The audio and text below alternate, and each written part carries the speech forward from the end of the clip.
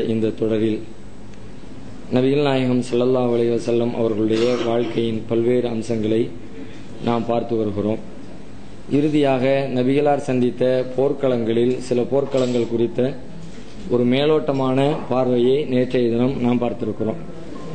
அதனைத் தொடர்ந்து நபிகளாருடைய வாழ்க்கையில் மிகப்பெரிய ஒரு மாற்றத்தை, அவர்களுடைய வரலாற்றை அடுத்த கட்டத்திற்கு நகர்த்திய ஒரு நிகழ்வு என்று சொல்வதாக இருந்தால் ஹுதைபியா என்ற இடத்திலே நடைபெற்ற உடன்படிக்கையை அதற்கு உதாரணமாக சொல்லலாம். அது ஒரு முக்கியமான வரலாற்று நிகழ்ச்சி. இது எப்படி நடக்கிறது? இதில் நிறைய பாடங்களும் படிப்பினைகளும் சமூகத்திற்கு இருக்கிறது.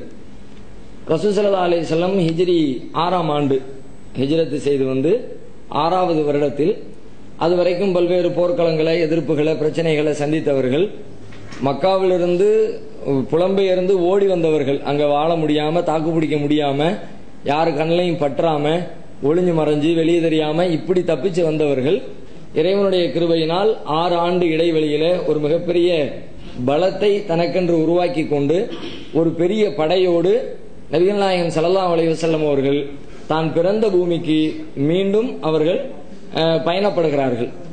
எதற்காக இந்த பயணம் மேற்கொள்ளப்படுகிறது என்றால், அல்லாஹ்வுடைய ஆலயத்தை தரிசித்து விட்டு வருவது, உம்ரா செய்துவிட்டு வருவது என்பதற்காக வேண்டி இந்த பயணத்தை மேற்கொள்கிறார்கள்.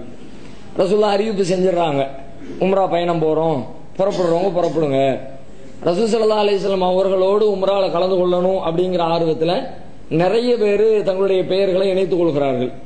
அதிலே முஹாஜிர்களை பத்தி சொல்ல தேவையில்லை. அவங்களுக்கு இன்னும் பெரிய தேட்டம், ஆர்வம், சொந்த பூமி இல்லையா, அதனால அந்த உணர்வு எல்லாம் சேர்ந்து ஒரு பெரிய எண்ணிக்கையில் கிட்டத்தட்ட 1400 பேர் ரசூல் ஸல்லல்லாஹு அலைஹி வஸல்லம் அவர்களோடு உம்ரா செய்வதற்கு தயாராகி விடுகிறார்கள். ரசூல் ஸல்லல்லாஹு அலைஹி வஸல்லம் அவங்களும் அவங்களுடைய ஒட்டகத்தை தயார் பண்றாங்க. கஸ்வா என்ற அவருடைய ஒட்டகத்தை பயணத்திற்கு பயன்படுத்துகிறார்கள். அது மட்டும் இல்லாமல் ஒரு 70 ஒட்டகங்களை காபாவில் கொண்டு போய் குர்பானி கொடுக்கணும் அப்படிங்கிற நோக்கத்தோட 70 ஒட்டகங்களை சேர்த்துக் கொள்கிறார்கள். அவர்களுடைய மனைவி அன்னை உம்மு சலமா ரலியல்லாஹு அன்ஹா அவர்களையும் துணைக்கு அழைத்துக் கொள்கிறார்கள்.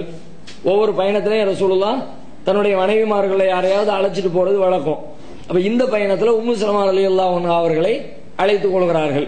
இப்படி ரசூல் ஸல்லல்லாஹு அலைஹி வஸல்லம் பயண ஏற்பாடுகளை செய்து, அறிவிப்பு செய்து பயணத்தை புறப்பட்டு விடுகிறார்கள். பயணம் புறப்பட்டு போய்கிட்டே இருக்குது. தகவல் மக்காவாசிகளுக்கு கிடைக்குது.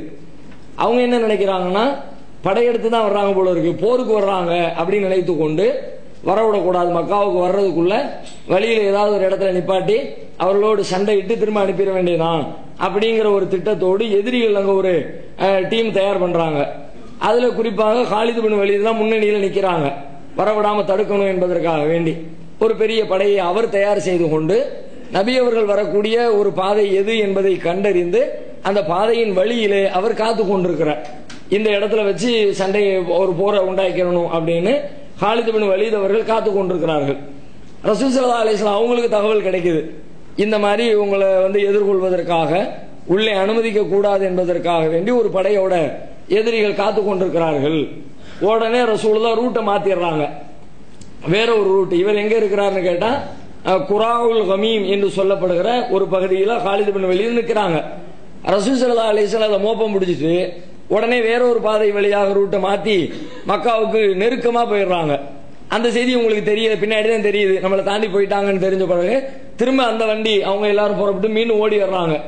அதுக்குள்ள ரசூல் ஸல்லல்லாஹு அலைஹி வஸல்லம் மாற்று பாதையில போய்கிட்டே இருக்கிறாங்க. ஒரு குறிப்பிட்ட இடம் வருகிறது, சனியா என்று சொல்லப்படுகிற, சனியத்துல் முரார் என்று சொல்லப்படுற ஒரு இடம் வருது. அந்த இடம் வந்துச்சுன்னா ரசூலுல்லாஹ்வுடைய ஒட்டகம் படுத்துக்கிச்சு, நவள மாட்டேங்குது. எல்லா சஹாபாக்களும் எழுப்பி பார்க்கறாங்க, வண்டி எந்திக்கிற மாதிரி தெரியல. சஹாபாக்கள்லாம் பேசுறாங்க, கலாத்தில் கஸ்வா, கலாத்தில் கஸ்வா, கஸ்வா என்ன முரண்டு பிடிக்குது, கஸ்வா என்ன முரண்டு பிடிக்குது, எந்திக்க மாட்டேங்குது, அப்படி டிஸ்டர்ப் பண்ணுதுங்கிற மாதிரி எல்லாரும் பேசிக்கிட்டு இருக்கிறாங்க. அப்ப ரசூல் ஸல்லல்லாஹு அலைஹி வஸல்லம் சொல்கிறார்கள், மா கலாத்தில் கஸ்வா வமா தாக்கலஹா பி குலுகின், கஸ்வா முரண்டு பிடிக்கவும் இல்லை, முரண்டு பிடிப்பது அதனுடைய குணமும் இல்லை. ஏன்னா அவங்க தானே ரொம்ப வருஷமா வச்சுக்கிட்டு இருக்கிறாங்க. ஒரு மாடு வளர்க்கிறவர் மாட்டுடைய குணம் தெரிஞ்சிருக்கும், ஆடு வளர்க்கிறவர் ஆட்டை பத்தி சொல்லுவாங்க. இப்ப ரசூலுல்லாஹ்வுக்கு அவங்களுடைய ஒட்டகத்தை பத்தி தெரியும். ரசூலுல்லாஹ் சொல்றாங்க, இந்த மாதிரி எல்லாம் நம்ம ஒட்டகம் பண்றது இல்ல, அதுக்கு அந்த இயல்பு அந்த மாதிரி குணமும் இல்ல. வலாக்கின் ஹபஸஹா ஹாபிசுல் ஃபீல், இங்க என்ன நடக்குதுன்னு கேட்டா, யானைப்படையை தடுத்த இறைவன் தான் இங்கே கஸ்வாவை தடுத்திருக்கிறான். ஒரு குறிப்பிட்ட எல்லைக்கு மேல போக விடாம எல்லாம் நிப்பாட்டினான்ல, யானைப்படையை நிப்பாட்டி வச்சு அபாவில் பறவை அனுப்பி வச்சு காலி பண்ணான்ல. வலாக்கின் ஹபசஹா ஹாபிசுல் ஃபீல், யானைப்படையை தடுத்தவனை இதையும் தடுத்திருக்கிறான். அல்லாஹ் தான் ஒரு நோக்கத்துக்காக வேண்டி இந்த வேலையை செஞ்சிருக்கிறான் அப்படின்னு சொல்லிட்டு, ஏன் அது மாதிரி அல்லாஹ் செய்யறான் அப்படின்னு கேட்டா, அந்த மக்காவுடைய புனிதத்தை காப்பாற்றுவதற்காக. அங்க உள்ளுக்குள்ள வச்சு யுத்தம் நடந்து ரத்தம் சிந்தி அப்படியெல்லாம் நடக்கக்கூடாது. ஒரு அபய பூமியில ஆதி காலத்திலிருந்து அல்லாஹ் அபய பூமியா வைத்திருக்கிறான். அப்படின்ற இடத்துல போய் அல்லாஹ்வுடைய தூதர் வழியாகவே ஒரு ரத்தம் சிந்துகிற ஒரு சூழல் வேண்டாம் என்பதற்காக வேண்டி கூட அல்லாஹ் இந்த மாதிரி அதை பயணிக்க விடாமல் தடுக்கிறான். உடனே ரசூலுல்லாஹ் சொல்றாங்க, வல்லதி நஃப்ஸி பியதிஹி, என்னுடைய உயிர் யாருடைய கையில் இருக்கிறதோ அவன் மீது சத்தியமாக சொல்கிறேன், லா யஸ்அலூனி குத்தத்தன் யுஅல்லிமூன ஃபீஹா ஹுர்மாத்தில்லாஹி இல்லா அதைத்துஹும் இய்யாஹா. அல்லாஹ் புனிதப்படுத்தி இருப்பவற்றை, அல்லாஹ் புனிதப்படுத்தி இருப்பது என்பது மக்கா காபாவை சொல்றாங்க. அல்லாஹ் புனிதப்படுத்தி இருக்கிற பூமியை கண்ணியப்படுத்துகிற வகையில் அவர்கள் என்னிடத்தில் எந்த கோரிக்கையை கேட்டாலும் கண்டிப்பாக நான் செய்து கொடுப்பேன். போய் சண்டை போட்டு ரத்தம் சிந்துறதுதான் எனக்கு நோக்கம் இல்லை. சண்டை போடாம இருக்கிறதுக்கு, அந்த புனிதத்தை காப்பாற்றுவதற்கு ஏதாவது ஒரு கோரிக்கையை முன் வச்சாங்கன்னா கண்டிப்பா நான் அதை ஏத்துக்குவேன், மறுக்க மாட்டேன். என்னுடைய வீரத்தை காட்டுறது நான் நினைக்க மாட்டேன். அல்லாஹ்வுடைய பூமியுடைய கண்ணியத்தை காப்பாத்துறது தான் என்னுடைய முதல் முக்கிய குறிக்கோளாக இருக்கும் அப்படின்னு சொல்றாங்க. அந்த முடிவு எடுத்ததுக்கு பிறகு அதுக்கு பிறகு ரசூல் ஸல்லல்லாஹு அலைஹி வஸல்லம் ஒட்டகத்தை கிளப்புறாங்க. ஒட்டகம் கிளம்பிடுச்சு. அது ஒட்டகம் கிளம்பி புறப்பட்டு போய் ஒரு ஹுதைபியா என்ற இடம் வருகிறது. அதுக்கு பக்கத்துல சமது என்ற பெயரில் ஒரு கிணறு ஒன்று இருக்கிறது. அந்த கிணற்றுக்கு பக்கத்துல ரசூல் ஸல்லல்லாஹு அலைஹி வஸல்லம் தங்கிடுறாங்க. ஏன்னா உள்ளுக்குள்ள போருக்குன்னு சொல்லிட்டு ஆயத்தை பண்ணிட்டு இருக்காங்க. நம்ம பேசாம உம்ராவுக்கு தான் போறோம், போனாலும் நம்ம உம்ராவுக்கு தான் வர்றங்கிற விஷயம் அவங்களுக்கு தெரியணும். இல்லாட்டி அவங்க வந்து சண்டைக்கு வந்துருவாங்க, அவங்க அடிச்சுட்டாங்கன்னா நம்ம திருப்பி அடிக்க வேண்டியது வந்துடும். அதனால கொஞ்சம் நிதானமாக இந்த பயணத்தை மேற்கொள்வதுதான் சரியாக இருக்கும்னு சொல்லிட்டு ஹுதைபியாவுல ரசூலுல்லாஹ் டென்ட் போட்டுட்டாங்க. போட்டுட்டு அந்த கிணத்து பக்கத்துல அங்க ஒரு சின்ன அற்புதமும் நடக்கிறது. என்ன அற்புதம்னு கேட்டா, கிணத்துல வந்து சஹாபாக்கள் மலமலன்னு தண்ணி எடுத்து யூஸ் பண்ணிட்டாங்க. கடைசியில் தண்ணி சுத்தமா வறண்டு போச்சு, தண்ணியே இல்லை, பயன்படுத்துறதுக்கு தண்ணி இல்லை அப்படிங்கிற நிலை வந்த உடனே ரசூல் ஸல்லல்லாஹு அலைஹி வஸல்லம் வந்து சொல்றாங்க, இந்த மாதிரி தண்ணி இல்லாம சிரமப்படுறோமே அப்படின்ற உடனே ரசூல் ஸல்லல்லாஹு அலைஹி வஸல்லம் அவர்கள் தன்னுடைய அம்பை எடுத்து அந்த கிணற்றுக்குள்ள குத்துறாங்க. அதுல இருந்து அல்லாஹ் தண்ணியை பீரிட்டு வர செய்கிறான். அல்லாஹ்வுக்கு வந்து எப்படின்னா அல்லாஹ் கொண்டு வருவான் தானே. மூசா அலைஹிஸ்ஸலாம் பாறையில அடிங்கன்னு சொல்லி பாறையில இருந்து தண்ணியை கொடுத்த இறைவனுக்கு எப்படி வேணா அல்லாஹ் கொண்டு வருவான். இது ரசூலுல்லாஹ் செய்கிற அற்புதம் இல்லை, அல்லாஹ் ரசூலுல்லாஹி ஸல்லல்லாஹு அலைஹி வஸல்லம் அவர்கள் வழியாக அல்லாஹ் செய்கிறான். அதுக்கப்புறம் அங்க தண்ணி பீரிட்டு வருகிறது. சஹாபாக்கள் எல்லாம் தண்ணீரை அருந்துகிறார்கள். தங்களுடைய ஒட்டகங்களுக்கு குதிரைகளுக்கு தண்ணீரை பருக கொடுக்கிறார்கள். தேவையான அளவுக்கு அதை பயன்படுத்திக் கொள்கிறார்கள். இப்ப ரசூல் ஸல்லல்லாஹு அலைஹி வஸல்லம் தன்னுடைய நிலையை மக்காவாசிகளுக்கு தெளிவுபடுத்துவதற்காக அதுக்காக வேண்டி ஒரு தூதரை அனுப்புவோம், உள்ளுக்குள்ள ஒரு ஆளை அனுப்பி வைப்போம். யார அனுப்புறது? உமர் ரலியல்லாஹு அன்ஹு கூப்பிடுறாங்க, நீங்க போங்க, தூதரா போங்க, நம்ம எதுக்கு வந்திருக்கிறோங்கிற விவரத்தை மக்காவாசிகள்ட்ட நீங்க தெளிவுபடுத்துங்க, அதுக்கு பிறகு நம்ம உள்ள போகலாம் அப்படின்னு உமரை கூப்பிடுறாங்க. உமர் இப்னுல் கத்தாப் என்ன சொல்றாங்க, அல்லாஹ்வுடைய தூதரே, நான் போறது அவ்வளவு நல்லா இருக்காது. ஏன்னா ஒரு தூதரா போறவர் வந்து நெருக்கமா அங்க உள்ளவங்களோடையும் நெருக்கமானவரா இருக்கணும், அவங்களோடையும் கொஞ்சம் முகப்பத்தா பேசக்கூடிய அல்லது ஒரு வாய் சொல்ல மனிதரா இருக்கணும். என்ன பொறுத்த வரைக்கும் எனக்கு அங்க சொந்த பந்தம் பெருசா இல்ல. உஸ்மான் அவர்கள் இருக்கிறாங்க, அவங்களுக்கு பெரிய பேக்ரவுண்ட் இருக்குது. அதனால என்னை விட உஸ்மான் பின் அஃபானை அனுப்பி வைங்க, இன்னும் கொஞ்சம் அனுகூலமா இருக்கும், அவருக்கும் கொஞ்சம் அது பயனுள்ளதா இருக்கும்னு சொல்லிட்டு ரசூல் ஸல்லல்லாஹு அலைஹி வஸல்லம் உமர் பதில் சொல்றாங்க. ரசூலுல்லாஹ் ஏத்துக்கிறாங்க, சரிதான் உஸ்மான் அனுப்புவோம் அப்படின்னு உஸ்மான் ரலியல்லாஹு அன்ஹு அழைச்சி, நீங்க போங்க, போய் மக்காவாசிகள்ட்ட விவரத்தை சொல்லுங்க, நாங்க உம்ராவுக்கு தான் வந்திருக்கிறோம், சண்டையிடுவதற்கு வரல அப்படின்ற விவரத்தை சொல்லுங்க. அதோடு மட்டும் இல்லாம அங்க இருக்கக்கூடிய முஸ்லீம்கள் எல்லாம் இருக்கிறாங்க, அவங்களுக்கு ஒரு நம்பிக்கையை கொடுத்துட்டு வாங்க, ஒன்னும் கவலைப்படாதீங்க, கூடிய விரைவில் அல்லாஹ் ரப்பல் ஆலமீன் நமக்கு ஒரு வெற்றியை தருவான் அப்படின்ற நம்பிக்கையும் அந்த மக்களுக்கு நீங்க சொல்லிட்டு வாங்க அப்படின்னு ரசூல் ஸல்லல்லாஹு அலைஹி வஸல்லம் உஸ்மான் அவர்களை மக்காவிற்கு அனுப்பி வைக்கிறார்கள். உஸ்மான் அவர்கள் மக்காவுக்குள்ள போயிட்டாங்க. போனா அவங்களுக்கு ஒரு பெரிய எதிர்ப்புலாம் ஒண்ணும் இல்ல, தாமதமாகி கொண்டே இருக்கிறது. செய்தி என்ன மாதிரி வருதுன்னு கேட்டா, உள்ள போன உஸ்மான கொலை செஞ்சுட்டாங்க அப்படின்ற மாதிரியான ஒரு தவறான தகவல் ஒன்று பரவுகிறது. இந்த செய்தி வந்த உடனே ரசூலுல்லாஹ் கொதிச்சிட்டாங்க.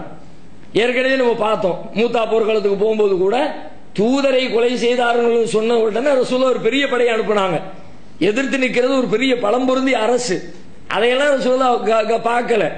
என்ன இருந்தாலும் உலகத்தில் பின்பற்றப்படுகிற ஒரு நடைமுறை, ஒரு தூதரை கொலை செய்தால் அப்படி நாடுகளுக்கு இடையில எப்படி ஒரு ஒற்றுமை இருக்கும், எப்படி மக்களிடத்தில் நாடுகளுக்கு இடையில உறவுகளை பேண முடியும், உலகம் முழுக்க கடைபிடித்து கொண்டு வரக்கூடிய ஒரு நல்ல மரபை அநியாயமான முறையில் மீறினா இதை ஏத்துக்க முடியாது அப்படின்னு கடுமையான கோபத்தில் ரசூல் ஸல்லல்லாஹு அலைஹி வஸல்லம் சஹாபாக்களை எல்லாம் திரட்டுறாங்க.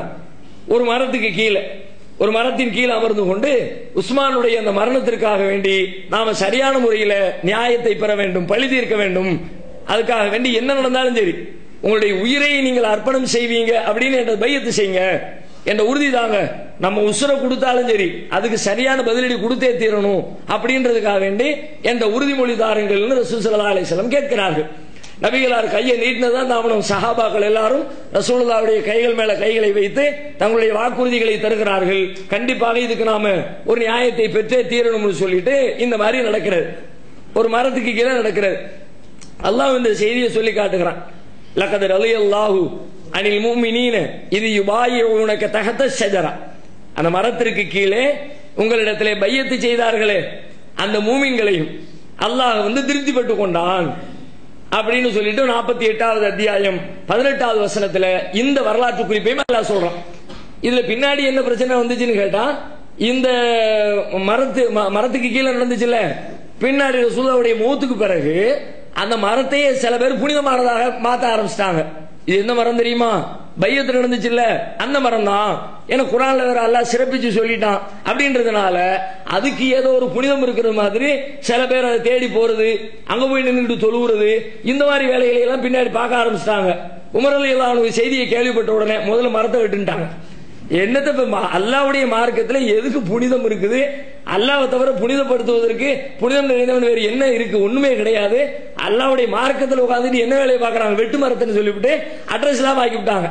அதுக்கப்புறம் அங்க இருந்துச்சு இங்க இருந்துச்சுன்னு சொல்லிவிட்டு இன்னைக்கு எங்க இருந்துச்சுன்னு ஒரு இடத்த சொல்றாங்க.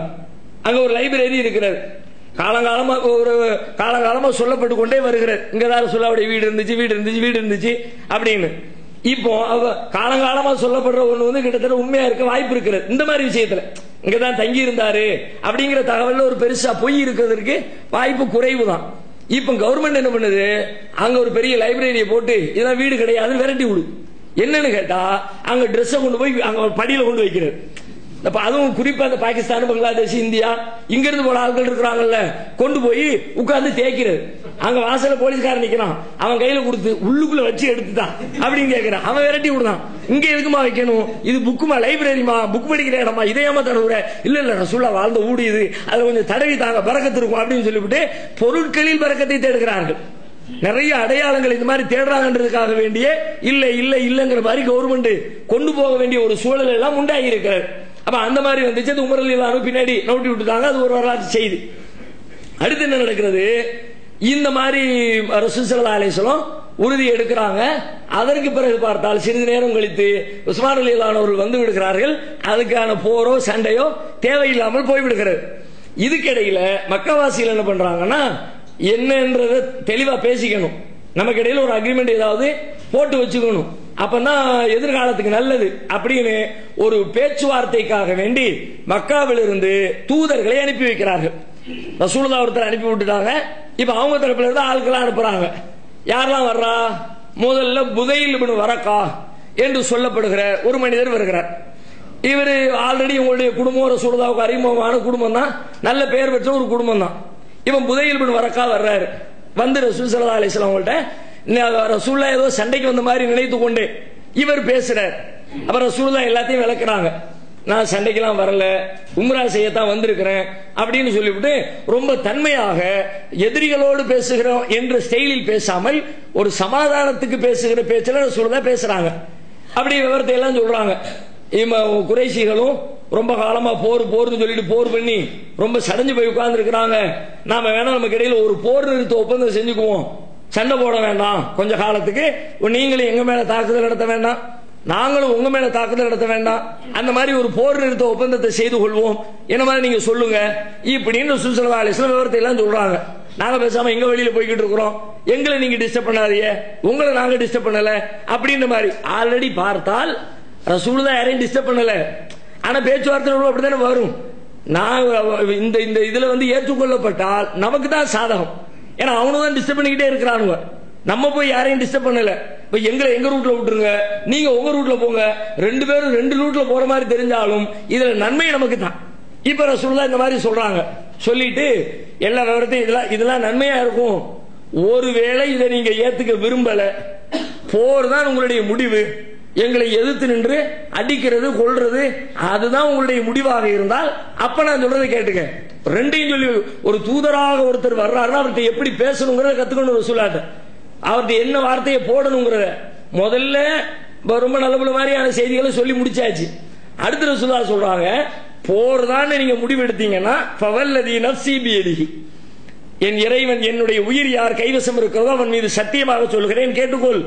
லவ் காத்திலன்னஹும் அலா அம்ரி ஹாதா, எனது இந்த காரியத்திற்காக நான் சண்டைக்கு வருவேன். ஹத்தா தன்ஃபிர சாலிபத்தி, என்னுடைய தலை துண்டாகிற வரைக்கும். சண்டைன்னா சண்டை, சும்மா சண்டை, சும்மா வந்துட்டா போறது அந்த மாதிரி விளையாடலாம் கிடையாது, பூச்சாண்டி காட்டுற விளையாடலாம் கிடையாது. வந்தோம்னா ஒன்னு என் தலை துண்டாகும், அது வரைக்கும் என்னுடைய போர் இருக்கும், உக்கிரமா இருக்கும். சாதாரணமா இதுக்கு முன்னாடி பார்த்த மாதிரிலாம் இருக்காது. இவ்வளவு சொன்னதுக்கு பிறகும் சண்டைக்கு தான் வருவோம்னா வந்து பாரு, ஒரு கை பார்த்துறேன், என் தலையே போனாலும் சரி நான் விட மாட்டேன். அல்லாஹு அம்ரா, அல்லாஹ் தன்னுடைய இந்த காரியத்தை முழுமைப்படுத்துவான்.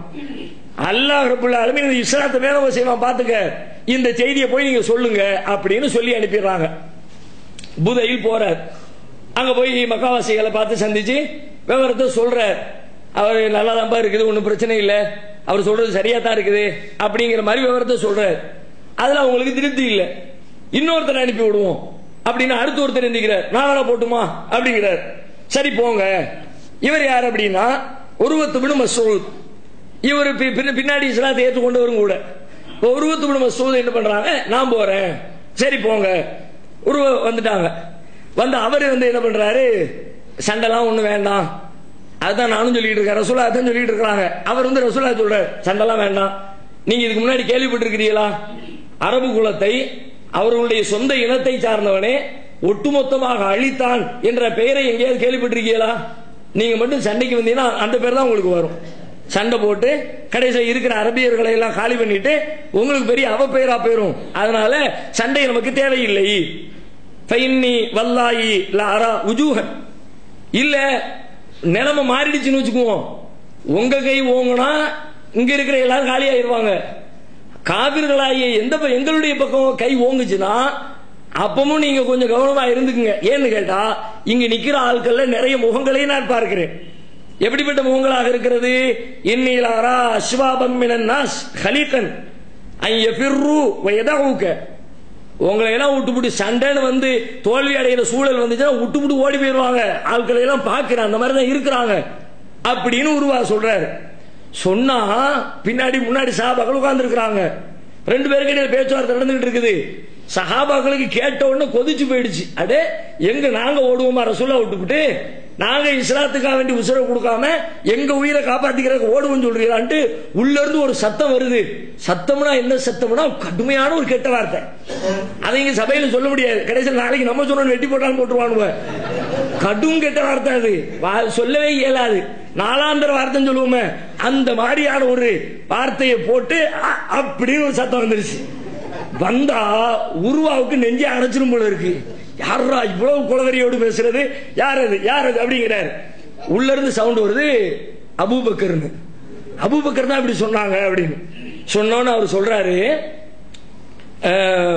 அனஹனு வல்லதி நஃப்ஸி பியதிஹி, எதை எடுத்தாலும் சத்தியத்திலே தான் ஆரம்பிக்கிறாங்க. இவர் அப்படிதான் ஆரம்பிக்கிறார், என் உயிர் யார் கையில் இருக்கிறதோ அவன் மீது சத்தியமாக அப்படின்ட்டு சொல்றாரு. லவுலா எதுன் காணத்திலக்க இந்தி லம் அஜிஜிக பிஹா ல அஜப்துக. அபூபக்கர் இதை சொன்னாரு, வேற யாராவது சொல்லி இருந்தா நானும் கொடுத்திருப்பேன் பதில். எங்க வாயில என்ன வெறுமனை மென்னுகிட்டா இருக்கிறோம், நாங்களும் பதில் சொல்லுவோம். ஆனா அபூபக்கருக்கு நான் சொல்ல மாட்டேன். ஏன் தெரியுமா, ஆல்ரெடி இதற்கு முன்னால் அபூபக்கர் எங்களுக்கு ஒரு உதவி செய்திருக்கிறார். அந்த உதவிக்கு இன்னும் நான் பிரதி உபகாரம் பண்ணல, நன்றி செலுத்தாமல் உட்கார்ந்துட்டு இருக்கிறேன். அந்த நன்றி கடனுக்காக இப்ப அபூபக்கர் பேசுற பேச்சுக்கு நான் பதில் சொல்லல. மக்கத்து காவிர்களா இருக்கிற மக்களிடத்துல இருக்கிற நல்ல பண்பு பாருங்க. நம்ம எவ்வளவு அழகான பண்பு. ஒருத்தர் ஒண்ணு செஞ்சாருன்னா அதுக்கு பிரதி உபகாரம். இஸ்லாமிய கொள்கை, இஸ்லாத்தினுடைய கோட்பாடு தானே. அப்ப அந்த காபிர்கள் கெட்டவர்கள் என்று சொல்லக்கூடியவர்களிடத்துல கூட இவ்வளவு அருமையான ஒரு பண்பாடு இருக்கிறது.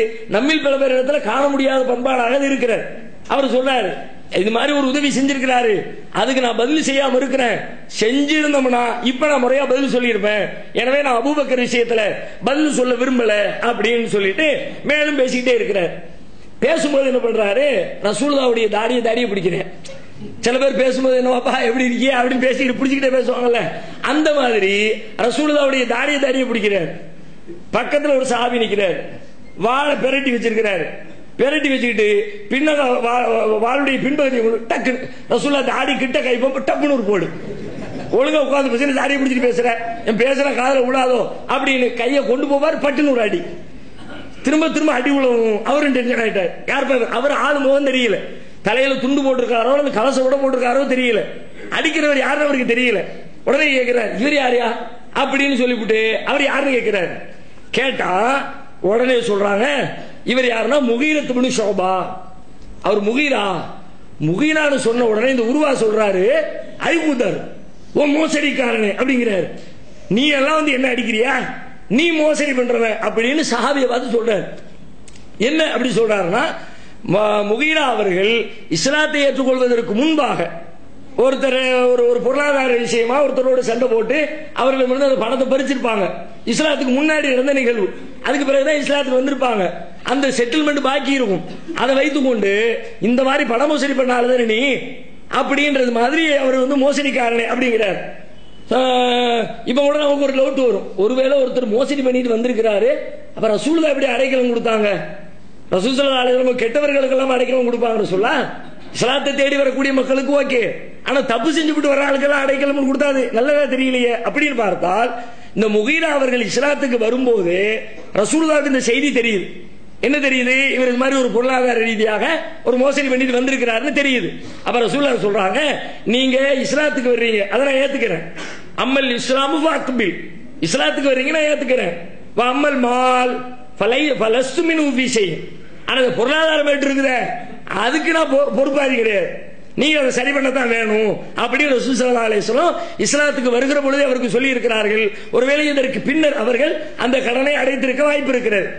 இந்த மாதிரி ஒரு பேச்சுவார்த்தை ஓடிக்கிட்டே இருக்கும் பொழுது அடுத்து இவரும் பேசி முடிச்சிட்டார். ரசூலுல்லாஹ் அவர்கிட்ட சொன்னதை திரும்ப சொல்றாங்க, புதையிட்ட சொன்னதை இவர்கிட்ட உருவாட்டையும் சொல்லி அனுப்பிடுறாங்க. உருவா மக்கால போய் அவங்கள சந்திக்கிறாரு. சந்திச்சுட்டு சொல்றாரு, ஐகோம் கூட்டத்தார்களே, வல்லாஹி லகத் வஃபத்து அலல் முலூக் வ வஃபத்து அலா கைஸர் வ கிஸ்ரா வ நஜாஷி, அல்லாஹ்வின் மீது ஆணையாக நான் எத்தனையோ மன்னர்களுடைய படைகளை பார்த்திருக்கிறேன், படைகளில் இருந்திருக்கிறேன். கைசருடைய படையில், கிஸ்ராவுடைய படையில், நஜாஷியுடைய படையில் நான் இருந்திருக்கிறேன் படை வீரராக. ஆனால் வல்லாஹி இன் ரஅய்து மலிகன் கத்து யுஅல்லிமுஹு அஸ்ஹாபுஹு மா யுஅல்லிமு அஸ்ஹாப முஹம்மதன் ஸல்லல்லாஹு அலைஹி வஸல்லம், இந்த முஹம்மதிற்கு அவருடைய தோழர்கள் கொடுக்கிற கண்ணியத்தை போல எந்த மன்னனுக்கும் மக்கள் கண்ணியம் கொடுத்து நான் பார்த்ததே இல்லை. அப்படி மதிக்கிறார்கள், தலையில தூக்கி வச்சு கொண்டாடுகிறார்கள். அவர் சொன்ன எள்ளுன்னா எண்ணெயாக இருக்கிறார்கள். சொல்லிட்டு ஒரு செய்தியை சொல்றார். எந்த அளவுக்குன்னு கேட்டா, அவர் ஒது செய்து விட்டு தண்ணீர் கீழே விழுந்தால் தண்ணீரை பிடிக்க ஓடுகிறார்கள், வாயு கொப்பளித்து விட்டு அதை துப்ப நினைத்தால் அதை கையிலே ஏந்த நினைக்கிறார்கள். அப்படி ஒரு காட்சி நடக்கவும் செஞ்சிச்சு. ஆனால் சொல்ல கண்டிச்சுட்டாங்க.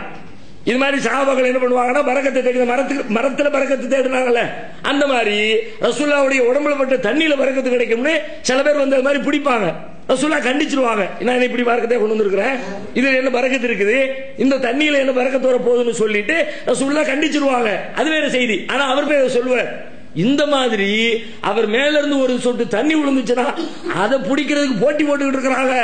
இந்த மாதிரி மக்களை பார்க்கல, அவர் சொல்றது நல்லா தான் இருக்குது, அவர் என்ன சொல்றாரோ அது மாதிரியே நம்ம செஞ்சுக்குவோம் அப்படின்னு சொல்லிட்டு இந்த உருவாவும் போய் தகவலை சொல்ற.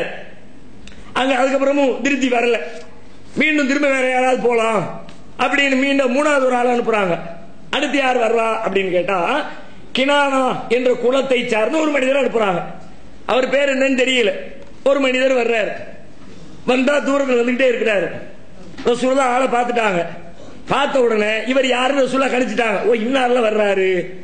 ரசூலுல்லாஹ்ட்ட இருக்கிற பெரிய பிளஸ் பாயிண்ட் என்னன்னு கேட்டா, ஒவ்வொரு மனிதரையும் பற்றிய முழுமையான தகவல்களை விரல் நுனியில் வைத்திருப்பார்கள். யார் யார் எப்படி அப்படிங்கறத. வெளியூர்ல இருந்து வந்தா கூட ஒரு தடவை அபூ மூஸா அல்-அஷ்அரி அவங்க வர்றாங்க, மதீனாவுக்கு வர்றாங்க. வந்தா அபூ மூஸா அல்-அஷ்அரி தன்னை அறிமுகப்படுத்துறாங்க. நாங்கள் அஷாரியீன்கள், அஷாரியா குலத்தை சார்ந்தவர்கள், நாங்க இந்த ஊர்ல இருந்து வந்திருக்கிறோம். அப்புறம் ரசூலுல்லாஹ் சொல்வாங்க, சஹாபாக்களை கூப்பிட்டு, இதோ இந்த அஷாரியாக்கள் வந்திருக்கிறார்கள், நான் அவர்களை சார்ந்தவன், அவர்கள் என்னை சார்ந்தவர்கள். என்ன அடிப்படையில் ரசூலுல்லாஹே சொல்றாங்க, இவர்கள் வெளியூர்களுக்கு பயணம் சென்றால் பயணத்தில் சாப்பாடு தட்டுப்பாடு வரும்ல, சாப்பாடு தட்டுப்பாடு வர நேரத்தில் ஒரு 10 பேர் போறாங்கன்னு வச்சுக்குவோம், 10 பேர் இடத்துல யார் யார் இடத்துல என்ன இருக்கோ எல்லாத்தையும் கொண்டு வந்து கொட்டுங்கன்றுவாங்க. மொத்தமா ஒரு பெரிய பாயில கொண்டு வந்து கொட்டிடுவாங்க. கொட்டின பிறகு ஒருத்தர் 2 ரொட்டியை கொட்டியிருப்பார், ஒருத்தர் 5 போட்டிருப்பார், ஒருத்தர் பாலாடை போட்டிருப்பார், ஒருத்தர் நெய் போட்டிருப்பார், ஒருத்தர் நிறைய போட்டிருப்பார், ஒருத்தர் குறைய போட்டிருப்பார். எல்லாருக்குள்ளயும் கொட்டிட்டு ஒரு பாத்திரத்தை வைத்து எல்லாருக்கும் சமமா பங்கு வச்சுக்குவாங்க. ஏன்ட்ட உள்ளது எனக்கு தான் யாரும் சொல்ல மாட்டாங்க. தன்னிடம் இருப்பதை பகிர்ந்து உண்ணக்கூடிய பண்புடையவர்கள் யாரு? அஷாரியாக்கள். அஷாரியா அப்பதான் வர்றாங்க.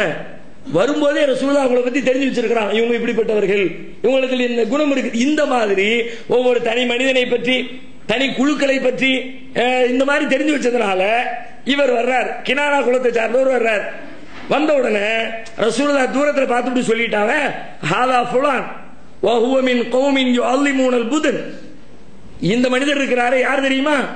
இவர் இந்த பலி பிராணிகளை, குர்பானி கொடுக்கக்கூடிய பிராணிகள் இருக்குல்ல, இறைவனுக்காக குர்பானி கொடுக்கக்கூடிய பிராணிகளை கண்ணியப்படுத்துகிற கூட்டத்தை சார்ந்தவர்.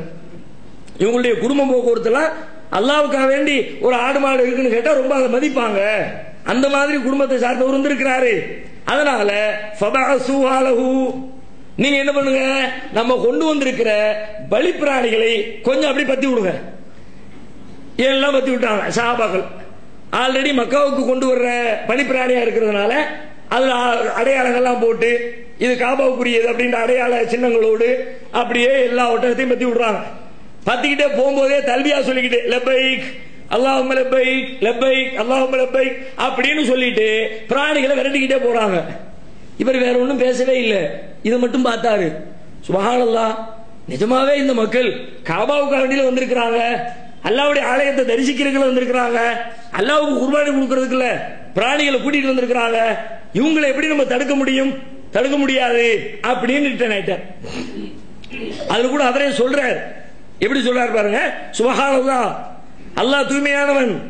மா யம்பகி லி ஹாவுலாய் அன் யுஸத்து அனில் பைத், இந்த மக்களை அல்லாஹ்வுடைய ஆலயத்தை விட்டு எப்படி தடுக்க முடியும்? நல்ல கவனிச்சு பாருங்க, இஸ்லாம் இல்ல, அல்லாஹ்வுடைய ஆலயத்தை பற்றி அவர்களை தடுக்கிறது வைக்கிறது பற்றியான எந்த சட்டத்திட்டங்களும் தெரியாத ஒரு மனிதர் அவர் சொல்றாரு, அல்லாஹ்வுடைய ஆலயத்தை தரிசிக்க வர்றவனை நான் எப்படி தடுக்க முடியும்? இன்னைக்கு பள்ளியாசல் உட்கார்ந்துட்டு பயான் பண்ற ஆலிம்சா நீ பள்ளியாசலுக்குள்ள வராத போங்கிறார். இவர் மார்க்கத்தை படிச்சவரா, குர்ஆனை படிச்சவரா, இஸ்லாத்தை சொல்றவரா, இவர் என்ன பண்றாரு? பள்ளியாசலுக்குள்ள வர்றவன வராதன்னு தடுக்கிறார். காபிராக இருக்கிற கூட்டத்தை சார்ந்தவர் சொல்றாரு, அல்லாஹ்வுடைய பள்ளிவாசலுக்கு வர்ற ஒருத்தனை நம்ம எப்படி தடுக்க முடியும்? அங்க போய் சண்டை போடுறாரு. வேணாம்பா, அவங்க நிஜமாவே காபாவுக்கு தான் வந்திருக்கிறாங்க, சண்டைக்கு தான் வரல, அவங்க பேசாம வரட்டும், தவாஃப் செய்யட்டும், பள்ளியில செய்ய வேண்டிய காரியத்தை செஞ்சுட்டு போகட்டும் அப்படின்னு இவர் போய் அவங்கள்ட்ட பேசுறார். அதுக்கப்புறம் திரும்ப அடுத்து இன்னொருத்தர் வர்றார், மிக்ரஸ் இப்னு ஹப்ஸ் என்று சொல்லப்படுகிற ஒரு மனிதன் வருகிறான். அவன் வந்த உடனே சொல்லிட்டான், இவன் ஆக மட்டமானவன்ல, கூறுகட்டவன் அனுப்பி வச்சிருக்காங்க, சரி உட்காரணும், எவன் வந்தாலும் பேசித்தானே ஆகணும், வா அப்படியே உட்கார வச்சு பேசுறாங்க. அவனுக்கும் சொல்ல வேண்டிய செய்தி எல்லாம் சொல்லி அவனையும் அனுப்பி விடுறாங்க. அவனும் போயிட்டான். அதன் பிறகு அதற்கடுத்து ஒரு மனிதரை அனுப்புகிறார்கள், சுஹைல் இப்னு அம்ர் என்று சொல்லப்படுகிற மனிதர் வருகிறார். இவர் வந்தவர் என்ன பண்ணாரு, எல்லா பேச்சுவார்த்தை முடிஞ்சிச்சு, உங்க லெவல்லாம் தெரியுது, அதனால இப்ப நம்ம அக்ரிமெண்ட் போட்டுக்குவோம், ஒப்பந்தத்தை நமக்கு இடையில் ஒரு ஒப்பந்தம் எழுதி கொள்வோம் அப்படின்னு டைரக்டா ஒப்பந்தம் எழுதுகின்ற நிலைக்கு வந்து விடுகிறார். ரசூலுல்லாஹ் அதுக்கு தான் வெயிட் பண்றாங்க. ஒப்பந்தம் எழுத ஆல்ரெடி ஃபர்ஸ்டே சொல்லிட்டாங்கல்ல, 2 பேருக்கும் இடையில ஒரு ஒப்பந்தத்தை எழுதி கொள்வோம் ரசூலுல்லாஹ் சொல்லி அனுப்புனதுனால இப்ப அவர்களும் அந்த நிலைக்கு வருகிறார்கள். ரசூல் ஸல்லல்லாஹு அலைஹி வஸல்லம் ஒப்பந்தத்தை எழுதுவதற்கு எழுத்தரை அழைக்கிறார்கள். வாங்க உட்கார்ந்து வார்த்தைகளை சொல்றேன், நீங்க எழுதுங்க. ஏன்னா ரசூலுல்லாஹ் எழுத படிக்க தெரியாதுல்ல, எழுத்தரை அழைக்கிறார்கள். எழுதுவதற்கு யார் வருகிறார்? அலி இப்னு அபி தாலிப். அவங்க பேப்பர் பேனா எல்லாத்தையும் எடுத்து வச்சுக்கிட்டு அன்னைக்கு என்ன இருக்கோ அந்த பேனாக்களை எடுத்து வைத்துக் கொண்டு எழுத ஆரம்பிக்கிறார். ரசூலுல்லாஹ் வாசகத்தை சொல்றாங்க, பிஸ்மில்லாஹிர் ரஹ்மானிர் ரஹீம். பிஸ்மில்லாஹ் ரஹ்மான் எழுத போறாரு. அவர் சுஹைல் நிப்பாட்டிட்டார், கொஞ்சம் வெயிட், என்ன ரஹ்மான் ரஹீம், பிஸ்மில்லா அல்லாஹ் தெரியும் எங்களுக்கு, அல்லாஹ்வுடைய பேரான்னு சொல்லுங்க, அது எங்களுக்கு தெரியும். அது என்ன ரஹ்மான் ரஹீம், அளவற்ற அருளாளரும் அன்புடையவனும் ஆகிய அல்லாஹ்வுடைய பேரால் இந்த ரஹ்மான் யாருன்னு தெரியாது, ரஹீம்னா யாருன்னு தெரியாது, அல்லாஹ் மட்டும்தான் எங்களுக்கு தெரியும். எழுதுறதா இருந்தா உங்களுக்கு எங்களுக்கும் உள்ள ஒப்பந்தத்தை எழுதும் பொழுது ரெண்டு பேரும் எதை ஒத்துக்கிட்டோமோ அதை எழுதணும். உங்களுக்கு பிடிச்சதெல்லாம் எழுதுறதுக்கு பேர் ஒப்பந்தம் கிடையாது. அப்படின்னா நீங்க பேப்பர் எழுதி வச்சுக்க வேண்டியதானே, அப்படித்தானே அர்த்தமாகும். ஒரு ஒப்பந்தம்னாலே ரெண்டு பேரும் ஒத்துக்கிட்டே தான் எழுதணும். இவர் சொல்றார் அம்மர் ரஹ்மான், அதன ரஹ்மான் அல்லாஹி மாதிரி மாகுவ, அது யாருன்னு எங்களுக்கு தெரியாது. வலாக்கின் எனவே உக்துபு பிஸ்மிக் அல்லாஹும்ம, அல்லாஹ்வே உன் பெயரால் என்று எழுதுங்கள். இதுல கூட பாருங்க, காபிர் எழுத சொல்லும் போது என்ன வார்த்தையை சொல்றான், பிஸ்மிக் அல்லாஹும்ம, அல்லாஹ்வே உன் பெயரால் எழுதுங்க. நம்ம ஆளு 786 எழுதுறான். காபிரா இருக்கவன் பிஸ்மில்லா எழுத சொல்றான், நம்ம அதை அல்லாஹ்வுக்கு கடாசி விட்டு எடுத்து நம்பர் எழுதிக்கிட்டு இருக்கான். அது போகட்டும். அது சொல்லிட்டு என்ன சொல்றாரு, கமா குந்த தக்துபு, எப்படி வளமையா எழுதுவோமோ அது போல பிஸ்மிக் அல்லாஹும்மன்னு எழுது. அப்ப அவங்க எல்லாருமே எப்படி எழுதிக்கிட்டு இருக்கிறாங்கன்னு கேட்டா பிஸ்மிக் அல்லாஹும்ம, இப்படிதான் அவங்க எழுத்து வழக்கு இருந்து கொண்டு இருக்கிறது என்பது விளங்குகிறது. அடுத்து அப்ப ரசூலுல்லாஹ் ஒத்துக்கிறான், சரி கரெக்ட் தான், ஒப்பந்தம்னா ரெண்டு பேரும் ஒத்துக்கிட்டு தான் இருக்கணும், ஒரு ஆள் விரும்புறது எழுதக்கூடாது, நீ சொல்ற நியாயம் இருக்கு, எதிரி சொன்னாலும் கூட அதுல ஒரு நியாயம் இருக்குது, ஏத்துக்கிறேன், எழுதுப்பா பிஸ்மிக் அல்லாஹும்ம எழுது. எழுதியாச்சு. அடுத்த ரசூலுல்லாஹ் வாசகத்தை சொல்றாங்க, ஹாதா மா காலா அலைஹி முஹம்மதுர் ரசூலுல்லாஹ், இது அல்லாஹ்வின் தூதராகிய முஹம்மது ஸல்லல்லாஹு அலைஹி வஸல்லம் அவர்கள் எழுதி கொள்ளும் ஒப்பந்தம். திரும்ப கிராஸ் பண்ற சுஹைல், வெயிட், அதுல முஹம்மதுர் ரசூலுல்லாஹ், அல்லாஹ்வுடைய தூதராகிய முஹம்மது, அதை நாங்க ஏத்துக்கலையே. வல்லாஹி லவ் குன்னா நஅலமு அன்னக ரசூலுல்லாஹ், நீங்கள் அல்லாஹ்வுடைய தூதர் தான் என்பதை நாங்கள் ஏற்றுக்கொண்டிருந்தால் மா சதத்னா கனில் பைத், பைத் அல்லாஹ்வுடைய வீட்டை விட்டு உங்களை நாங்கள் தடுத்திருக்க மாட்டோம். வலா காத்தல்னாக்க, உங்களோடு சண்டையிட்டு இருக்க மாட்டோம். சண்டை பஞ்சாயத்து பிரச்சனையே நீங்க ரசூலுல்லாஹ்னு சொன்னதுனால தானே வந்துச்சு, முகமதுன்னு சொன்னதுனால சண்டை வந்துச்சா? 40 வருஷம் அண்ணன் தம்பி எத்தனை இருந்தோம், ஒழுங்கா தானே வாழணும். எப்ப சண்டை வந்துச்சு? ரசூலுல்லாஹ்னு சொன்ன அன்னைக்கு தானே சண்டை வந்துச்சு. திரும்ப ரசூலுல்லாஹ்னா ஏத்துக்க முடியாது, ரசூலுல்லாஹ்க்கு இதை ஜீரணிக்க முடியல. தன்னை அல்லாஹ்வுடைய தூதன் இல்லை என்று சொல்லுகிறானே, முதல்ல உள்ள சொல்லும் போது பிரச்சனை இல்லை, ரஹ்மான் ரஹீம் இல்லாட்டியும் அல்லாஹ்வுடைய பேர் தான் இருக்குது, ஓகே ஏத்துக்கலாம், பிரச்சனை கிடையாது. ஆனா தன்னை அல்லாஹ்வுடைய தூதன் இல்லை என்று சொல்வதை நபிகளாரால் அவ்வளவு ஈஸியாக ஜீரணிக்க முடியல. உடனே ரசூலுல்லாஹ் சொல்றாங்க, வல்லாஹி இன்னீல ரசூலுல்லாஹ் ஒயின் கதபத்துமூனி, என்னை நீங்கள் பொய்ப்படுத்தினாலும் நான் அல்லாஹ்வின் மீது ஆணையாக நான் அல்லாஹ்வுடைய தூதன் தான், அதுல மாற்றுக்கிறது கிடையாது, அல்லாஹ்வுடைய தூதன் தான். ஆனாலும் பஞ்சாயத்து ஒப்பந்தம்னு வரும் பொழுது ரெண்டு பேரும் ஒத்துக்கிட்டே தான் எழுதணும். அதனால நீ சொல்ற மாதிரி நான் எழுதுறேன். என்ன எழுதணும்? மின் முஹம்மது பின் அப்துல்லா, அப்துல்லாவுடைய மகன் முஹம்மது எழுதி கொள்கிற ஒப்பந்தம் நான் எழுதுறேன் அப்படின்ட்டு அலியை கூப்பிட்டு சொல்றாங்க, அலியே அந்த முகமது ரசூலுல்லாஹ் அடிச்சு விட்டு முகமது பின் அப்துல்லான்னு எழுதுங்க. அலின்னு பேனா தூக்கி போட்டு எஞ்சிட்டாங்க. அது நம்மளால முடியாது. நீங்க அல்லாஹ்வுடைய தூதர் இல்ல, தூதருங்கிற எழுதுனதை நான் அழிக்கணுமா? அதை எப்படி அழிக்க முடியும்? அதெல்லாம் அழிக்க முடியாது. அலி ஃபைட் பண்றாங்க, ரசூல் ஸல்லல்லாஹு அலைஹி வஸல்லம் விடுப்பாங்க, எல்லாம் ஓகே தான், பிரச்சனை கிடையாது, ஒப்பந்தம் நடக்கணும், ஒரு பெரிய போரை தவிர்க்கணும். அல்லாஹ்வுடைய அந்த புனித பூமிக்குள்ளே போர் நடைபெற்றுவிடக் கூடாது என்று சொன்னால் சில சமரசங்கள் தேவை, சில விட்டு கொடுப்புகள் தேவை. நாம நம்ம நிலையிலே இருந்து கொண்டிருந்தால் அங்கே ஒரு பெரிய யுத்த களத்தை சந்திக்க வேண்டிய சூழல் வந்துவிடும். எனவே அழியுங்கள், அழிக்க முடியாது, சரி விடு, எங்க இருக்குன்னு சொல்லு, நானே அழிச்சுக்கிறேன், ரசூலுல்லாஹ் அழிச்சிட்டாங்க. அதுக்கப்புறம் தொடர்ந்து எழுதுகிறார்கள், வாசகம் சொல்லப்படுகிறது, ஒப்பந்தத்துடைய விதிகளை ஒவ்வொன்றாக சொல்லுகிறார்கள். என்ன விதிகள் சொல்றாங்க? இப்ப நீங்க உம்ராவுக்கு வந்திருக்கிறீங்க, ஆனா நாங்க உங்களை அனுமதிக்க மாட்டோம், நீங்க எல்லாரும் இப்ப திரும்ப போயிருக்கோம். இதுக்கா ஒப்பந்தம்? ஒப்பந்தம்ன்றதே வந்து எடுத்த செஞ்சுட்டு போகலான்னு பார்த்தா நீ செய்யாம திரும்ப போங்கிறாங்க. இப்ப நீங்க திரும்ப போயிருங்க, இந்த வருஷம் வராதீங்க, அடுத்த வருஷம் வாங்க, நாங்க ஒண்ணும் சொல்ல மாட்டோம். ஏன் தெரியுமா? இந்த வருஷம் உள்ள போயிட்டீங்கன்னா எங்களுக்கு கேவலமா போயிடும். முகமது வந்தாரு, எங்களை எல்லாம் மிரட்டினாரு, நாங்க எல்லாம் பயந்துட்டோம் அப்படின்னு ஊர் உலகம் பேசும். அந்த அசிங்கத்தை எங்களால் தாங்க முடியாது. ஆகையினால நீங்க இந்த வருஷம் ஊருக்கு போயிருங்க, அடுத்த ஆண்டு மீண்டும் உம்ராவிற்கு வாருங்கள். வாசகம் எழுதி கொள்ளப்படுகிறது. சரின்ட்டாங்க ரசூலுல்லாஹ். சரி, இந்த வருஷம் வரல, அடுத்து ஏன்னா இதுவரைக்கும் வரவே கூடாதுன்னு சொன்னேன், காபாவுக்குள்ள போவே கூடாதுன்னு சொன்னேன். இப்ப என்ன பண்ற, இப்ப போகாத, அடுத்த வருஷம் போய்க்கங்கிற. இது ஓரளவுக்கு ஒரு முன்னேற்றம் தான், ஏற்றுக்கொள்கிறோம்னு சொல்லிட்டு சரின்றாங்க சொல்லுதான், எழுதப்பட்டு விட்டது. சரி, அடுத்த வருஷம் வரும் பொழுது வந்தா அதிகபட்சமா 3 நாள் தான் தங்கணும். நீங்க வந்து உட்கார்ந்துட்டு மாச கணக்கில் டேரா போடக்கூடாது, நீங்க ரிட்டர்ன் போயிடும். சொந்த ஊருக்காரங்களுக்கு போடுற கண்டிஷன் பாருங்க, பிறந்த பூமி, சொந்த பூமி, வாழ்ந்த பூமி, அந்த மக்களுக்கு அந்த ஊருக்காரன் போடுற விதியை பாருங்க. 3 நாளைக்கு மேல தங்க கூடாது. அதையும் ஏற்கிறார்கள் ரசூலுல்லாஹி ஸல்லல்லாஹு அலைஹி வஸல்லம். வருகிற பொழுது ஆயுதம் தரித்து வரக்கூடாது, போருக்கு வருவதை போல படைபல அந்த ஆயுதங்களோடு வரக்கூடாது. தேவையான அடிப்படை ஆயுதங்கள் இருக்கணும், அது எல்லாம் முறையில் இடப்பட்டிருக்கணும். வெளியில் எடுத்து வச்சுக்கிட்டு அப்படிலாம் வரக்கூடாது. அதையும் ஏற்றுக்கொள்கிறார்கள். அடுத்து சொல்லப்படுகிறது 10 ஆண்டுகளுக்கு நமக்கு இடையில போர் கூடாது. நம்ம இன்னொரு 10 வருஷத்துக்கு சண்டையை போட்டு போதும், சண்டை போட்டு இத்தனை வருஷ காலமா போட்டுட்டோம், கீழே இறங்கி அவனுக்கு என்ன வந்துருச்சு, இதுக்கு மேல முகம்மதை எதிர்க்கிற தைரியம் இல்ல, அவர் நல்லா வளர்ந்துட்டாரு, இதுக்கு மேல எதுக்கு போனோம்னா இழப்பு நமக்கு தான் என்பதை உணர்ந்து கொண்டு 10 ஆண்டுகளுக்கு இனிமேல் நமக்கு இடையில் சண்டை வேண்டாம். ரசூலுல்லாஹ் ரொம்ப சந்தோஷம்.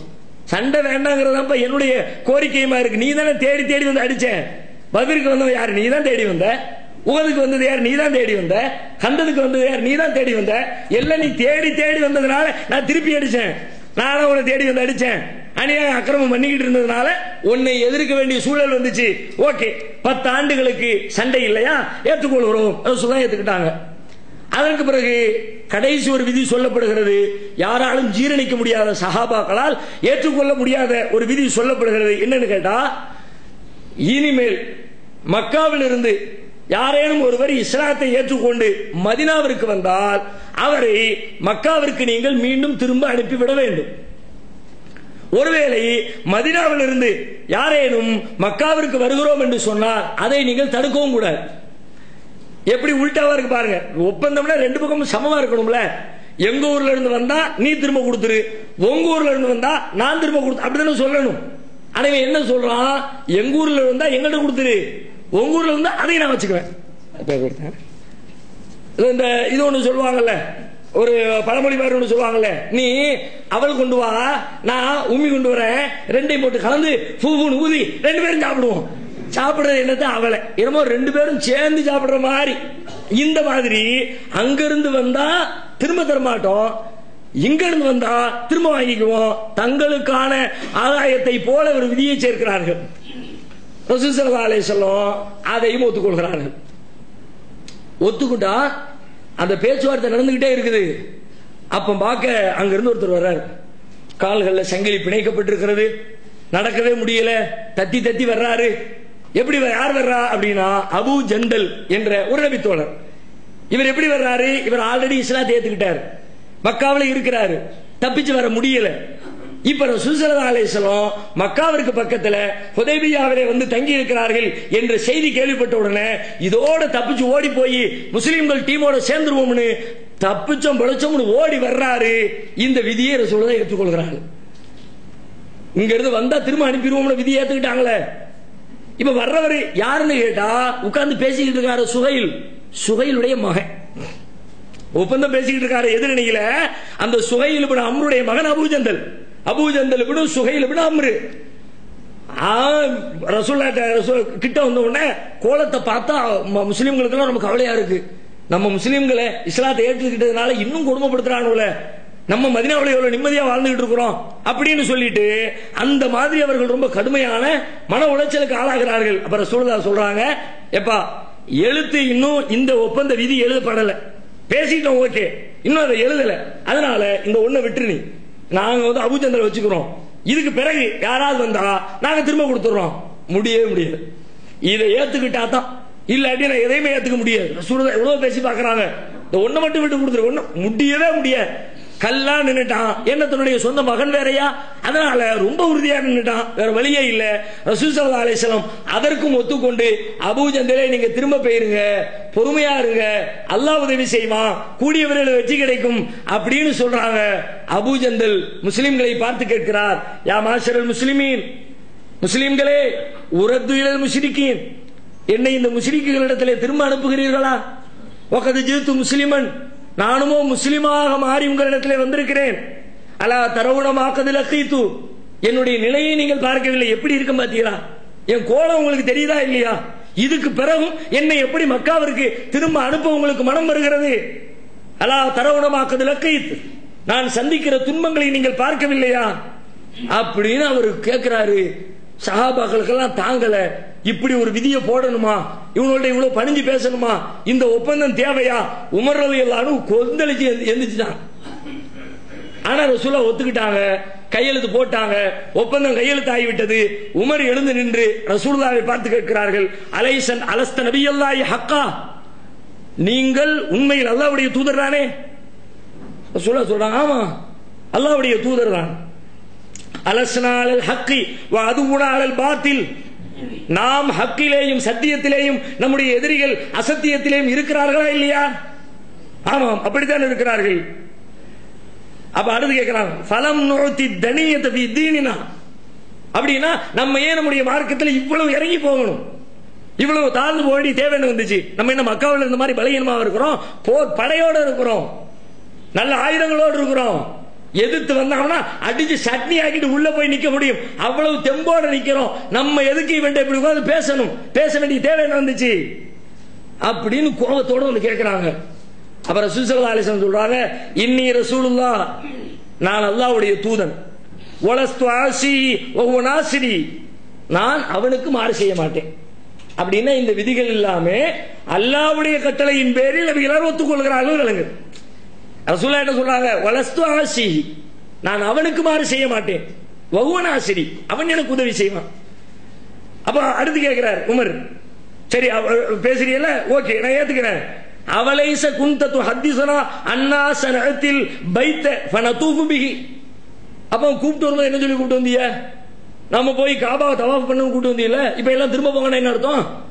இந்த வருஷம் தான் தவாஃப் பண்ண முடியாதுன்றானே, நீங்க ஒத்துக்கிட்டீல, அப்ப வரும்போது கொடுத்த வாக்குறுதி, வரும்போது காபாவை தவாஃப் பண்ணுவோம்னு சொல்லி தானே கூப்பிட்டு வந்தீங்க, இப்ப திரும்ப கூப்பிட்டு போனா எப்படி? அப்ப ரசூல் அடுத்து சொல்றாங்க, ஃபஅக்பர்துக இன்னா நஅதிஹிலாம், நான் தவாஃப் செய்வோம்னு சொன்ன உண்மைதான், ஆனா இந்த வருஷம் செய்வோம்னு கூப்பிட்டு வந்தவங்கள, இந்த வருஷமே தவாஃப் செய்ய போவோம்னு சொன்னேன், கண்டிப்பா தவாஃப் செய்வோம், ஃபைன்னக ஆத்திஹி வ முத்தவ்விஃபும் பிஹி, நீங்க கண்டிப்பா அடுத்த வருஷம் வருவீங்க, அடுத்த வருஷம் நீங்க தவாஃபும் செய்வீங்க. நான் இந்த வருஷம்னு சொல்லலையே, தவாஃப் செய்வோம்னு சொன்னேன், அவ்வளவுதானே. அதுக்கு மேல அல்லாஹ்வுடைய தூதர்கிட்ட ஒரு லெவலுக்கு மேல பேச முடியாதுல்ல. உமர் சைலண்ட் ஆயிட்டாங்க, வருத்தம் தாங்கல, கோபம் தணியல. நேரா அபூபக்கர் சித்திக்கிட்ட வர்றாங்க, அதே கேள்வி, நான் அவர்கள் அல்லாஹ்வுடைய தூதரா இல்லையா? ஆமாம் தூதர் தான். ரசூலுல்லாஹ் என்ன சொன்னாங்களோ அதே மாதிரி சொல்லி வச்ச மாதிரி அபூபக்கர் சொல்றார், நாம் சத்தியத்திலேயும் அவர்கள் அசத்தியத்திலும் இல்லையா? ஆமாம், நம்மிடத்திலே சத்தியம் இருக்கிறது, அவர்களிடத்திலே அசத்தியம் இருக்கிறது, உண்மைதான். பிறகு ஏன் நம்முடைய மார்க்கத்தில் நாம் இவ்வளவு தனிந்து செல்ல வேண்டும்? அப்போ அவர் சொல்றாரு, இன்னஹு லரசூல் அய்யுஹர் ரஜுல், ஓ மனிதரே, உமரேன்னு கூட சொல்ல, பேரை சொல்லி கூப்பிட்டா கூட ஒரு பாசம் நெருக்கம் இருக்கும். அந்த சொல்ற துணியை பாருங்க, அபூபக்கருடைய ஸ்டைலே அப்படிதான், எந்தெந்த நேரத்தில் என்ன மாதிரி வார்த்தைகளை பயன்படுத்தணுங்கிறத ரசூலுல்லாஹ் இருந்து அவ்வளவு அழகாக கத்துக்கிட்டவங்க. அதனாலதான் ரசூலுல்லாஹ்வுடைய மரண நேரத்தில் சொல்லுவாங்க பாத்தீங்களா, இன்ன முஹம்மதன் கதுமாத், இந்த முஹம்மது இறந்து விட்டாருமா. இந்த மாதிரியான அந்த சொற்கள்லாம் கடும் சொற்கள் அந்த நேரத்தில் வைத்து பார்க்கிற பொழுது. இப்ப உமர் சொல்றார், அய்யுஹர் ரஜுல், மனிதரே, இன்னஹு லரசூலுல்லாஹ், அவர்கள் அல்லாஹ்வுடைய தூதர், வலைய சயாசி ரப்பஹு, அவனது இறைவன், அவரது தமது இறைவனுக்கு அவர்கள் மாறு செய்ய மாட்டார்கள், ஓஹோ நாசிருஹு, அவன் அவர்களுக்கு உதவி செய்வான். ரசூலுல்லாஹ் என்ன சொல்ல சொன்னாங்களோ அதையே சொல்றாங்க, நான் அல்லாஹ்வுடைய தூதன், நான் அவனுக்கு மாறு செய்ய மாட்டேன். அதே இவர் சொல்றார், அவர்கள் அல்லாஹ்வுடைய தூதர், அவனுக்கு அவர்கள் மாறு செய்ய மாட்டார்கள். ஃபஸ்தம்சிக் பிகர்ஜி, அவர்களின் வழியை பற்றி பிடித்துக் கொள், ரொம்ப பேச தேவையில்லை, ரசூலுல்லாஹ் சொன்னதுதான் எடுத்துக்கங்க. ஃபவல்லாஹி இன்னஹு அலல் ஹக், அல்லாஹ்வின் மீது ஆணையாக அவர்கள் சத்தியத்திலே இருக்கிறார்கள். உடனே திரும்ப அதே கேள்வியை போடுறார், சரி இப்ப தவாஃப் செய்வன் கூட்டு வந்தீல, ரசூலுல்லாஹ் சொல்லிவிட்டாங்க பதில், அவ தவாஃப் செய்வன் கூட்டு வந்து இப்ப தவாஃப் செய்யாம திரும்ப அனுப்பினா எப்படி? ரசூலுல்லாஹ் சொன்ன அதே பதில சொல்கிறார்கள், அவ அக்பிருக அன்னஹு தஅதீஹில் ஆம், இந்த வருடத்துல செய்வோம்னா ரசூலுல்லாஹ் கூட்டிட்டு வந்தாங்க, செய்வோம் தானே கூட்டு வந்தாங்க, இன்ஷா அல்லாஹ் வரக்கூடிய வருஷத்துல நாம செய்வோம் அப்படின்னு அபூபக்கர் சித்திக் அவர்களும் பதில் சொல்கிறார்கள். முஸ்லிம்களால் ஜீரணித்துக் கொள்ள முடியாத ஒரு ஒப்பந்த விதியாக இந்த விதி இருக்கிறது. அதனால ரொம்ப சைலண்டா கோபம் வெளியே கொட்ட முடியல, ஏன் இப்படி தாழ்ந்து போகணும் அப்படின்னு ஒரு மனக்குழப்பத்தில் உட்கார்ந்து இருக்கிறாங்க. உமர் மட்டும்தான் பேசி இருக்கிறாரு. ஒப்பந்தம் முடிஞ்சிருச்சு. ரசூலா சொல்றாங்க இப்ப கிளம்பணும். அதனால உம்ராவுக்கு புறப்பட்டு வந்தோம்ல, எல்லாம் தலையை மடிச்சுக்குங்க, குர்பானி பிராணி கொண்டு வந்திருக்கிறோம், இங்கே குர்பானிய அல்லாஹ்வுக்காண்டி பலி கொடுத்துருவோம், கொடுத்துட்டு எல்லாரும் வேலையை பார்த்துட்டு ஊரை பார்க்க கிளம்புவோங்கிறாங்க. கிளம்புங்க. எல்லாம் அப்படி உட்கார்ந்துருக்கு பயான் கேட்கிற மாதிரி. ஒருத்தர் கிளம்ப மாட்டேங்கிறாங்க. ரசூலுல்லாஹ்வுடைய வாழ்க்கையில் ஒரு வித்தியாசமான அனுபவம். ரசூல் ஸல்லல்லாஹு அலைஹி வஸல்லம் ஒன்றை சொல்லி சஹாபாக்கள் செய்ய மறுத்து இப்படிப்பட்ட ஒரு மௌன விரதம் ஒரு காலத்திலும் நடந்தது கிடையாது. கந்தக் யுத்தத்தில் கூட பார்த்தோம். யாராவது போறீங்களான்னு கேட்கும்போது சும்மா இருப்பாங்க. அதெல்லாம் எதிர்த்து கருத்து சொல்கிற அர்த்தத்தில் இல்லை, முடியாம குளிரா இருக்குது என்ன செய்ய தெரியாம உட்கார்ந்து இருந்தாங்க. இங்க என்ன நடக்குது, யாருக்கும் மனசு வரல, அப்படியே உட்கார்ந்து இருக்கிறாங்க. ரெண்டாவது சொல்றாங்க என்னங்க எல்லாரும் போங்க, முடிய இறக்குங்க, குர்பானி கொடுங்க. ஒரு ஆள் எந்திக்க காணோம். மூணாவது சொல்றாங்க ஒரு ஆள் எந்திக்க காணோம். ரசூலுல்லாஹ் எஞ்சி வீட்டுக்குள்ள போயிட்டாங்க, கூடாரத்துக்குள்ள. ரசூலுல்லாஹ்வுக்கு என்ன செய்யறதுனே தெரியல. சூழல் ரொம்ப உஷ்ணமா இருக்கிறது, யாரும் ஏற்றுக்கொள்ள மறுக்கிறார்கள். உடனே உள்ள போனா உள்ள நபிகள் நாயகத்தினுடைய மனைவி அன்னை உம்மு சலமா ரலியல்லாஹு அன்ஹா நபிகளாரிடத்தில் கேட்கிறார்கள், அல்லாஹ்வுடைய தூதரே என்ன பிரச்சனை, இந்த மாதிரி பிரச்சனை, ஒருத்தர் ஒன்றும் செய்ய மாட்டேங்கிறாங்க, நான் ஒரு வழி சொல்லி தர்றேன், ஒன்றும் பிரச்சனை இல்லை, அவங்க அப்படி செய்யணும் அவ்வளவுதானே, நேரம் வெளியே போங்க, நீங்க தலைமுடி இறக்குங்க, நீங்க குர்பானி கொடுங்க, யார்கிட்டையும் எதுவும் பேசாதீங்க, அப்படியே சொல்லி அனுப்புறாங்க. உக்ருஜ் சும்ம லா துகல்லிம் அஹதன் மின்ஹும் கலிமத்தன், யார்கிட்டையும் ஒரு வார்த்தை பேசாதீங்க, நேரா போங்க.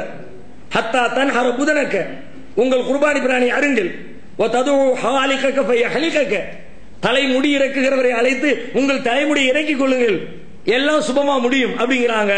ரசூலுல்லாஹ் வெளியே வர்றாங்க, முடி இறக்குறாங்க, குர்பானி கொடுக்கறாங்க. அவ்வளவு நேரமும் அங்க நடந்து கொண்டிருந்த சத்தியாகிரகத்தை நபி தோழர்களால் தொடர முடியல, வேற வழியே இல்ல. ரசூலுல்லாஹ் எந்திரிச்சிட்டாங்க, நம்மளும் எந்திக்க வேண்டியதானே. அத்தனை பேரும் போய் தங்களுடைய கிரியைகளை முடித்து அந்த ஹுதைபியா உடன்படிக்கை நிறைவு பெறுகிறது. இன்னும் பல செய்திகள் அதனை தொடர்ந்து வருகிறது. இன்ஷா அல்லாஹ் வரும் நாட்களில் பார்க்கலாம்.